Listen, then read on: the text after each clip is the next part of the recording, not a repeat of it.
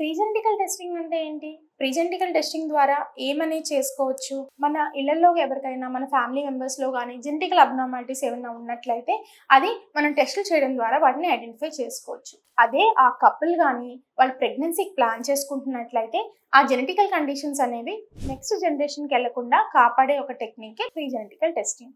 ఈ ప్రీజెనెటికల్ టెస్టింగ్ అనేది ఎవరెవరికి చేస్తాం?